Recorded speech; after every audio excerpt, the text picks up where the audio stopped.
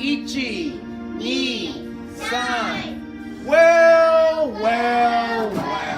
Today is a brand new day.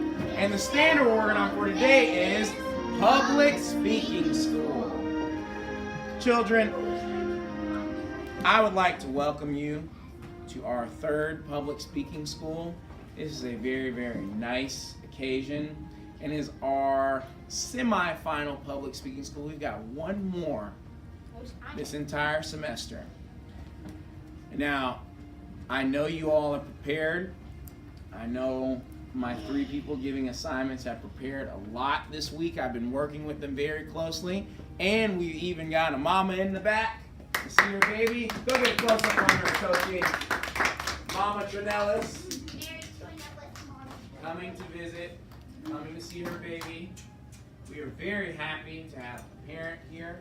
We're very happy to have the opportunity to do this school. So let me give you the rundown of what we're going to be doing for our Treasures from History program that will be given to us today.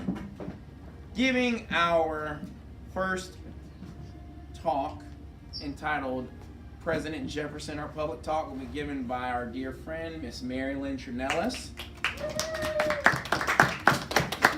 And then after that, the favorite part of many, digging for historical gems, will be covered by our dear friend, Miss Subia Shrestha. And last but not least, we're going to close with a historical reading by our dear friend, Mr. Nebu Asphalt, taken from page 356. So, like I always tell you, this is the favorite of mine when it comes to teaching. This is the absolute best thing that I can give you, the best idea that came to me. Even better than our so loved History Manias, because this is a skill that is going to help you, and you're going to learn things from the public speaking school that will benefit you for your entire lives. So, trust me when I tell you, and when the adult in the room also tells you after she sees the parts, how valuable it is to have public speaking skills and how wonderfully built this program is to benefit you in that way. So we're not going to waste any more time, because I know that these student speakers are just dying to give these parts, not because they want to go ahead and get them over with, but because they're so good that they want to share them with you all. We rehearsed yesterday. Today is the real deal. So we're going to start by having our public talk entitled President Jefferson, and that will be given once again by our dear friend, Miss Merrigan Trinellis.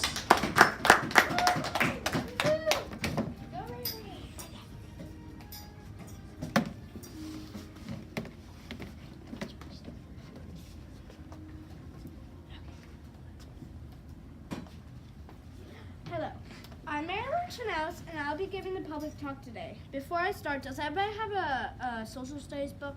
Yeah. Okay, good. Please follow me as I read page 355, paragraph 4. To the surprise of Americans, the French offered to sell all of Louisiana because they needed money for a war against Great Britain. Jefferson was eager to add this huge amount of land to the United States, so he bought it. The Louisiana Purchase doubled the size of the country, adding 828,000 square miles, or 530 million acres. From this paragraph, we can see that the Louisiana Purchase added a huge amount of land to the west of the U.S. Think about it. Without it, France could literally just walk up to the U.S. and start war. Therefore, Jefferson bought the land to increase the U.S. Now, if you please follow me on page 356, paragraph 1 and 5. The people who travel with Lewis and Clark are called the Corps of Discovery. A corps is a team of people who work together. The group includes American and French Canadians. An enslaved African American named York and a Shoshone woman named Sacagawea also made the journey. Lewis and Clark completed the task Jefferson had given them. They completed detailed journals about the land they saw and the people they met. Even though a direct water route to the Pacific Ocean did not exist, the Corps of Discovery proved it was possible to cross the continent through passes in the Rocky Mountains. The people who traveled with Lewis and Clark are known as the Corps of Discovery. Now, the Corps of Discovery is a team who journeyed the West. The people of the Corps of Discovery, the purpose of the Corps of Discovery was pretty obvious, that it was to journey the West, because neither France nor America knew beyond the border. They gathered many other men and one dog. Think about Sabia. She probably would still be in Nepal. And Araya, she may still be in Jamaica. Even Ava would probably still be in Ireland without the Louisiana Purchase. You see, these people wouldn't meet all you guys, like Lexi. How would you feel not meeting Sabia? She's speechless. And Sydney, you and Ava would never know each other existed. How would that, everybody, the point I'm trying to make is without the Louisiana Purchase, a lot of us would not be here. Also, a lot of the space we now know as Oregon, it would also be very cramped. Like that video Mr. Eccles showed us. Oh, I see. You all want another example. Well, another example you get. Let me think. Octavian, could you imagine not meeting a seer? If I didn't meet Claudia, Sydney, and our Ava, bye-bye, Riley. Now, who knows what else Thomas Jefferson was? Araya? The third president. Oh my God. Thank you, Araya. That is correct. He was the third president of the U.S. Okay, now let's move on to what life would be with the Louisiana Purchase, but without the Corps of Discovery. We wouldn't know anything about the new land. Before the Corps of Discovery, everybody called the unknown territory the new land. Jefferson was eager to buy this land ASAP, but in my opinion, I think he should have slowed down and thought about the benefits and the disadvantages. Like buying it from France, not clear away everybody who could attack us. Canada could, and so could Mexico. I'm not saying that doesn't have benefits either. Like the Louisiana Purchase in 1803 doubled the size of the United States, gave the country complete control of the port of New Orleans. They provided territory for the westward expansion.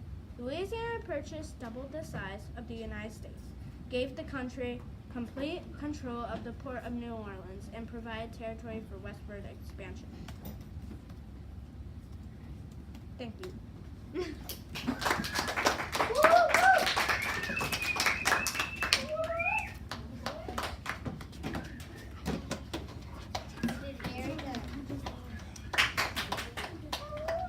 Mary Lynn Trinellis.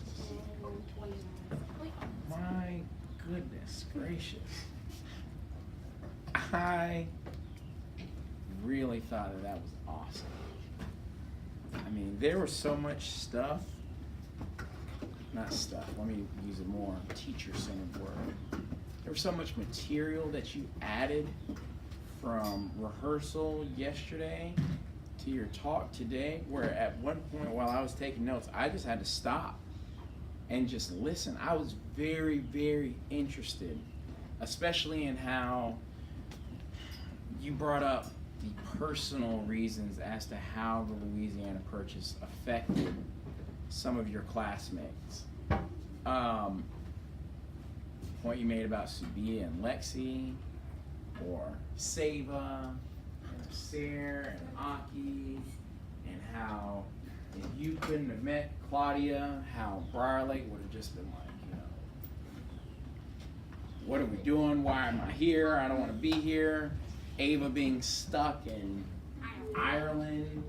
I mean, because what you did with that part is a really deep aspect of teaching, because so oftentimes we may get these standards, we show you the map, we show you all these videos, and a lot of times children ask and adults ask, what does this have to do with me?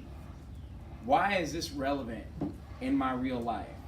But bringing up how the Louisiana Purchase opened the door to westward expansion, which opened the door to many of our ancestors choosing to come to America or having at least a place to be in America, it shows that hey, what happened in 1803 with Thomas Jefferson, Lewis, and Clark in France affects what goes on November 17th, 2017. So for you to bring that out, I thought that was just superb. Your counterpoint was fluent delivery. To have fluent delivery, it says to read and speak in such a manner that your thoughts and words flow smoothly. That talk, the material that you gave, flowed real smooth. Your information was clear, it was concise. You made great points behind what you were reading. I really loved how you read passages from the book, and then you said, based on the paragraph. Because by using the book, you've got some real authority behind what you're saying. It's not, oh, just Mary got up because Mama's here, I'm going to just talk about Louisiana and I'm going to make things up. It was, no, I'm basing this off of real history, you guys. And then I'm going to connect how this real history has to do with you personally. So I really think that was a wonderful job. You were showing that maybe in the future, if you want to choose to be a teacher, if you were inspired by, I don't know, the 4th grade team back in 2017, and you decided to become a teacher and tell this story one day, you had your first taste of teaching, hopefully right here in public speaking school, because that was awesome. So let's give Mary a round of applause. Now, I was not able to come up with any jokes about our next part because I was laying in bed for most of yesterday. My back hurt so bad. My back hurt so bad. I had a broken shovel, so I had to use my hand. My hands are very dirty because I spent all week just digging. But then as I was digging, this sweet, sweet little Nepali nightmare girl approached me and said, Mr. Eccles, I know how to find some gems. I'm going to show you Friday, November 17th. I said, okay, I'll be there. So we're going to invite up that nice Nepali nightmare girl to handle our next part, digging for historical gems. Let's invite up our dear friend, Miss Subia Shrestha.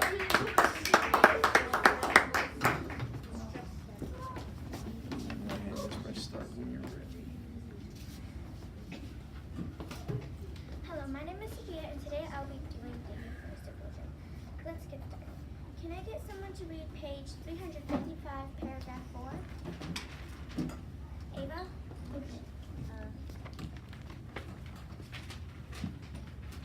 Jefferson has always been, to the surprise of the Americans, the French offered to sell all of Louisiana because they needed money for a war against Great Britain. Jefferson was eager to add this huge area of land to the United States, so he bought it. The Louisiana Purchase doubled the size of the country, adding about 828,000 square miles, or 530 million acres. Question number 1. What did Jefferson do to increase the size of the U.S.? He sent representatives to France.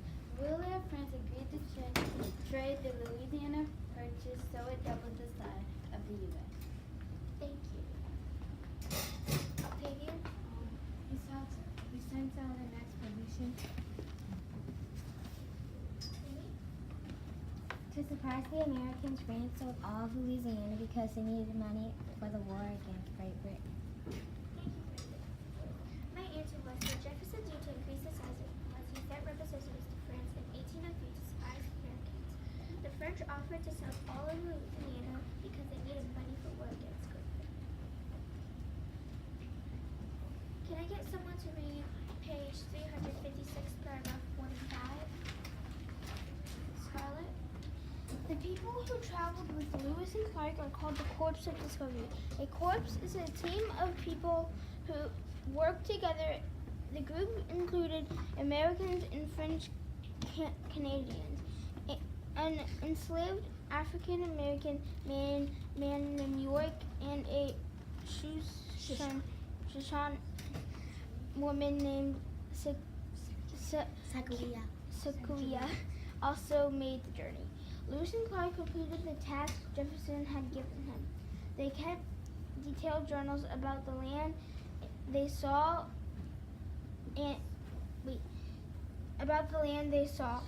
the people they met. Even though a direct water route to the Pacific Ocean did not exist, the corpse of discovery proved it was possible to cross the continent through the passes of Rocky Mountains. Thank you. Question number 2. What was Jefferson's purpose for the corpse of discovery? Lexi? The Corps of Discovery was a specially established unit of the United States Army which formed the nucleus of the Lewis and Clark expedition that took place between May 1804 and September 1806. Ava? To get people to go west. Octavian? The purpose is to find land for the U.S. Thank you for the great answer. My answer was people who travel with Lewis and Clark on the course of discovery, authors journey across the world. Question number 3. What does this week's reading teach you about history? Scarlett, this week's reading taught me about history. If we did not have the Louisiana Purchase, we had no technology, nowhere to live in the USA, and no Briar Lake. For some examples, also think about Lexi and Araya and Alana. They would not have known each other if the Louisiana Purchase did not happen. I mean, I could be stuck in England, maybe. Thank you. Ava? This week's reading teaches me about the Louisiana Purchase. Anyone else? Cindy?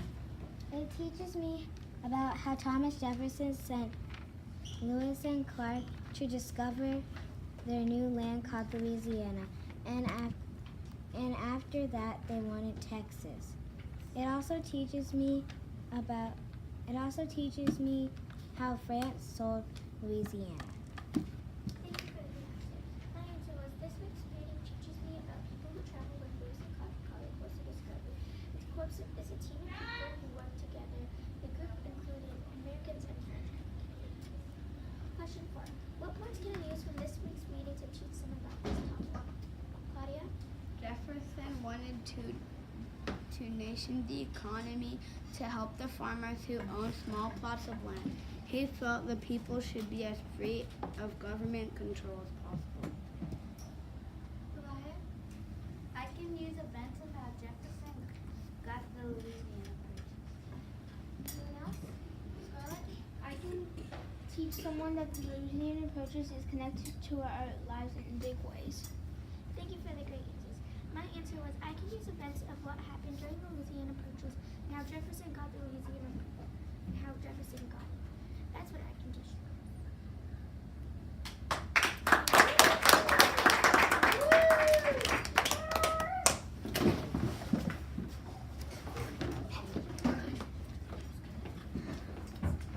Sabia, on 3. 1, 2, 3. Was that long? You were so nervous leading into this part all week. I remember when I told you that you had a part. Mr. Eccles, no, I don't want it. And yet, look what you did. Came up here and you knocked it out of the park. That, I don't know if I have seen a more concise, clear, and focused digging for historical gems part than that. I mean, you went straight by the outline. You made sure to follow the suggestions I gave to you. You took your reading when you asked someone to read, and then you asked the question. You took your 3 comments, you shared your response, and you moved on. And there's nothing wrong with following the outline that concisely. That's how you're supposed to do it. That, what you just showed, is another reason why I say in all the classes, I'm happy that this is being taped, because it's going to serve as an example. When I'm here hopefully, for years to come at Briar Lake. Say it's 2024, 7 years from now, and there are little kids who probably hadn't even been, just born. Hey, here's how you do a Digging for Historical Gems part. I'm going to show you Subia Chan's part. She's over at Lakeside or wherever in high school somewhere, but this is how she did in 2017. Your part is going to be one of those in the list that serves as an example of how to really conduct the Digging for Historical Gems part. I really enjoyed it. Your council point was visual contact. I noticed how you looked out in your audience and you really tried your best to call on different people. You took time to do that because you didn't want it to be a case where only the same people were commenting over and over again. Sometimes you can't help it, but you made it a point to try and get different hands. And as I always stress, that's an aspect of teaching that even I do. Sometimes when I'm in class, and you guys know, and I ask for the essential question or something, I want to get different people. I don't want the same person always answering. And so for you to come up here and do that, that shows that you're preparing your part, you're paying attention to your audience, you're giving them that visual contact, and you're taking it seriously. And I'm happy that you were able to do that. And now to my audience, some stuff that I would like to point out about the audience. It seems to me that these comments that you guys are giving from the first school to the second school, now to our third school, they're getting better and better and better. I really enjoyed what I heard, and I didn't get everybody's name, so forgive me ahead of time, but I enjoyed what I heard from Scarlett and from Ava and from Claudia, especially how Scarlett brought out, again, that real life example. If you can connect it to November 17th, 2017, you're doing a good job. If you can make that real world connection and see how these events still affect you, even within the comments. The point with the comments is that your friend may see something different from you. That's why we have the blog. That's why we go and comment and stuff in the blog. Because you're still learning. Not only are you learning from Subia, but you're learning from your friends. And sometimes, I know it, sometimes you don't want to hear me talk. Sometimes you don't want to hear even your parents talk or an adult talk. You would think how much more entertaining school would be if my buddy was the teacher.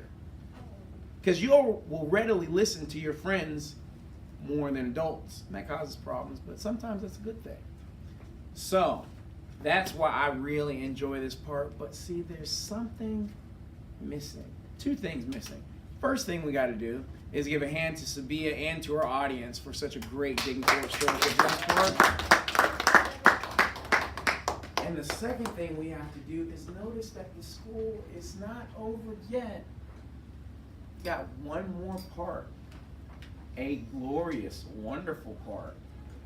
And when I was choosing who I was going to pick, all in my mind, the only thing I could hear was you. And I said, who? Nebu. That was pretty good. I thought about that all last night. Not really. So, handling our last part, our historical reading taken from page 356, we're going to invite up our dear friend, Mr. Nebu Asphalt. Can we please make a path for him so you can get up here? Just press start whenever you're ready, Nebu.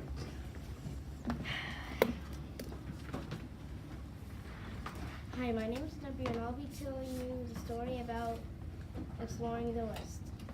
Please get your textbooks and turn to page 356. Are you ready?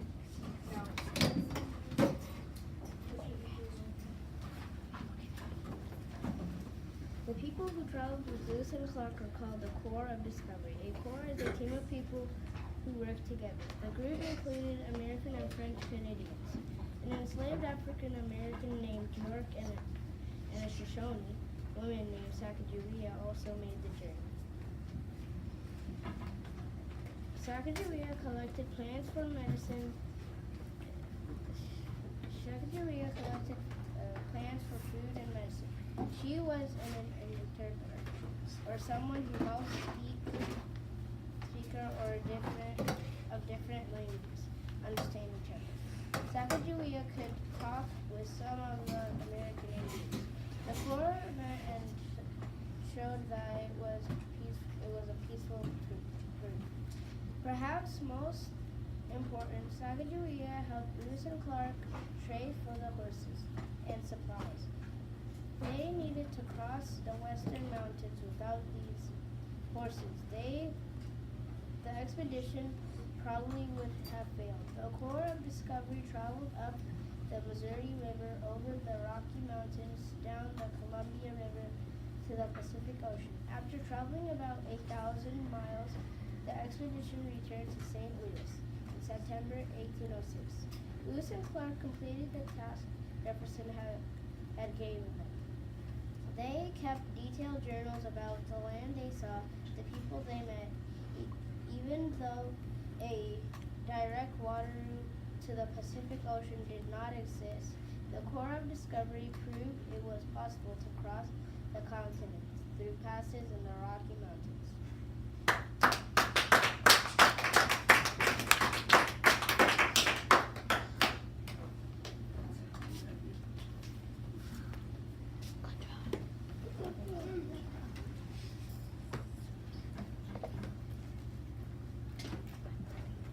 Buddy,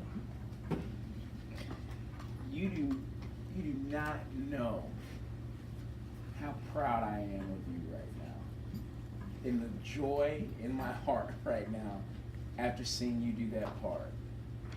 I can't be speechless because I have to read these notes that I gave you, but nephew, I mean, wow.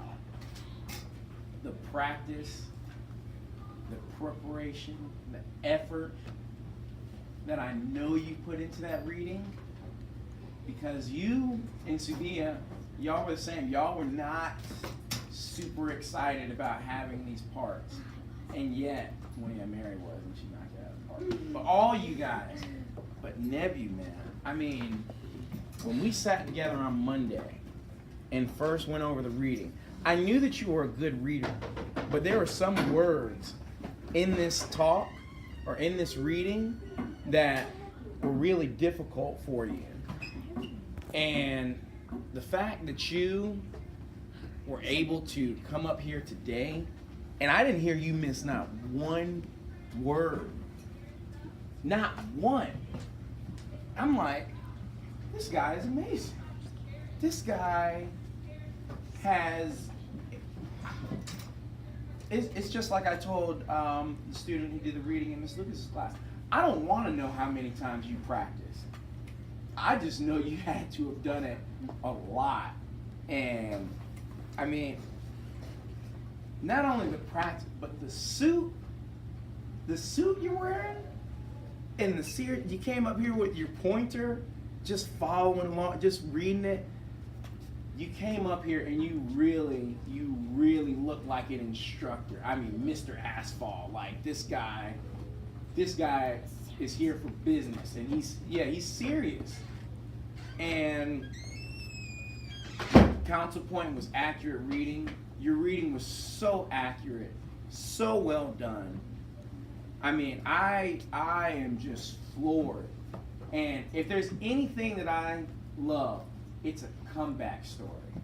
You know, and to be personal, you know, a lot of times I give you a hard time, you know, Nebu, why don't you have this work done or that work done? And you may have cursed yourself today, because what you showed me today is that you don't have just the potential to be okay.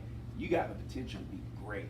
I mean, to be the man, because you definitely showed it with this assignment. I am super, super genuinely proud of you, man. And